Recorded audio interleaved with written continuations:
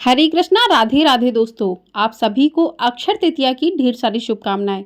आप सभी पर माँ लक्ष्मी की कृपा सदा सर्वदा बनी रहे। अक्षय तृतीया हर वर्ष वैशाख माह के शुक्ल पक्ष की तृतीया तिथि पर अक्षय तृतीया मनाया जाता है।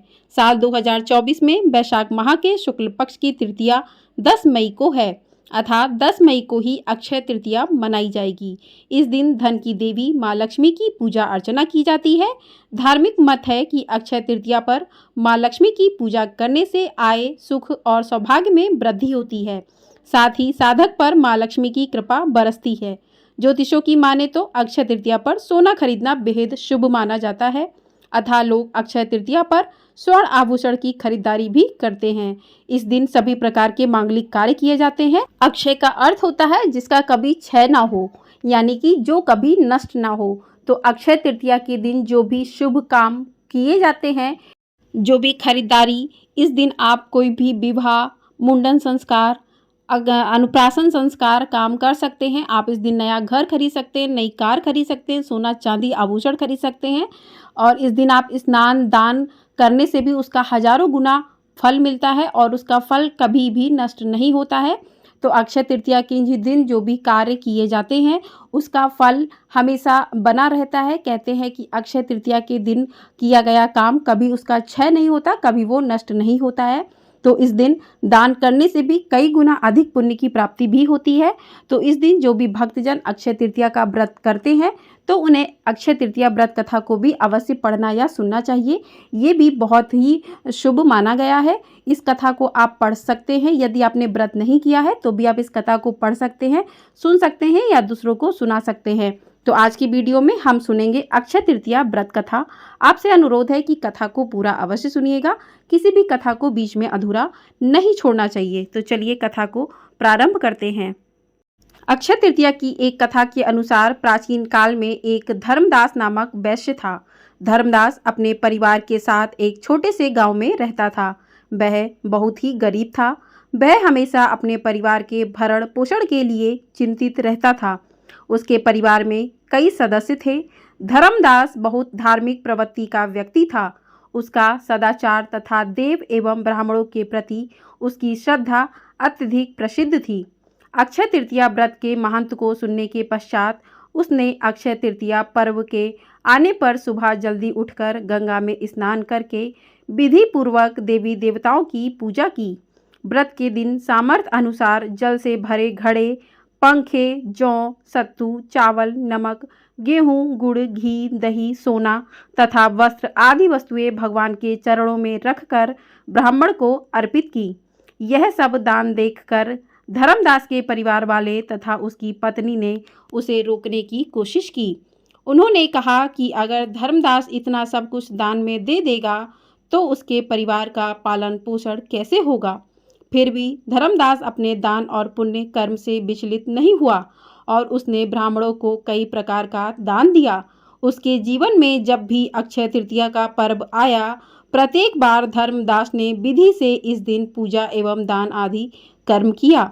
अनेक रोगों से ग्रस्त तथा वृद्ध होने के उपरांत भी उसने उपवास करके धर्म कर्म और दान पुण्य किया। यही वैसे दूसरे अगले जन्म में कुशावती का राजा हुआ। मान्यता है कि अक्षय तृतीया के दिन किए गए दान पुण्य व पूजन के कारण वह अपने अगले जन्म में बहुत धनी और प्रतापी राजा बना। वह इतना धनी और प्रतापी राजा था कि त्रिदेव तक उसके दरबार में अक्षय तृतीया के दिन ब्राह्मण का भेष धारण करके उसके महायज्ञ में शामिल होते थे। अपनी श्रद्धा और भक्ति का उसे कभी घमंड नहीं हुआ। वह प्रतापी राजा महान एवं वैभवशाली होने के बावजूद भी धर्म मार्ग से कभी विचलित नहीं हुआ। माना जाता है कि यही राजा आगे के जन्मों में भारत के प्रसिद्ध सम्राट चंद्रगुप्त के रूप में पैदा हुए थे। जैसे भगवान ने धर्मदास पर अपनी कृपा की, वैसे ही जो भी व्यक्ति इस अक्षय तृतीया की कथा का महत्व सुनता है और विधि विधान से पूजा एवं दान आदि करता है, उसे अक्षय पुण्य एवं यश की प्राप्ति होती है। बोलिए श्री विष्णु माँ लक्ष्मी जी की जय। अब सुनते हैं अक्षय तृतीया की दूसरी कथा। सनातन शास्त्रों में निहित है कि द्वापर युग में पांडवों को लंबे समय तक राज्य से बाहर रहना पड़ा था। एक बार पांडव अज्ञातवास में जब रह रहे थे तभी ऋषि दुर्वासा ने अपने शिष्य के जरिए यह संदेश भिजवाया कि वैशाख माह के शुक्ल पक्ष की तृतीया तिथि पर वे अपने शिष्यों के साथ भोजन हेतु घर पधारने वाले हैं। ऋषि दुर्वासा के शिष्य यह संदेश लेकर उस समय पहुँचे जब पांडव भोजन ग्रहण कर चुके थे।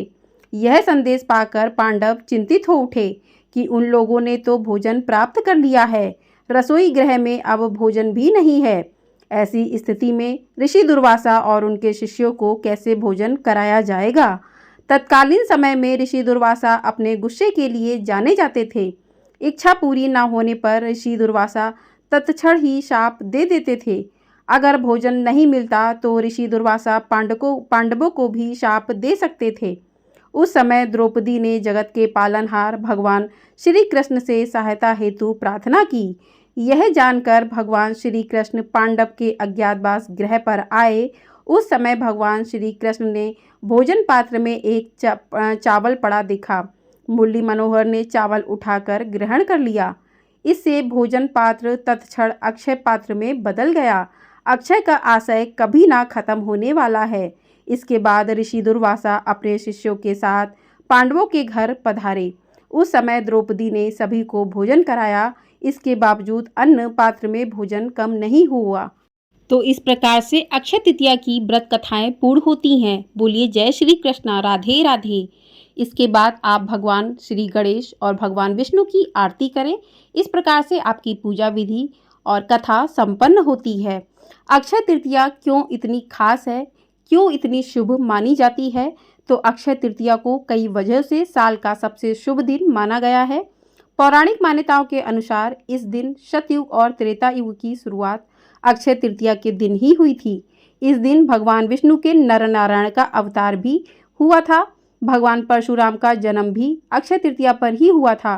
भगवान परशुराम विष्णु भगवान के छठे अवतार माने जाते हैं, तो इस दिन परशुराम जयंती भी मनाई जाती है। इस शुभ तिथि से ही भगवान गणेश ने महाभारत का काव्य लिखना शुरू किया था।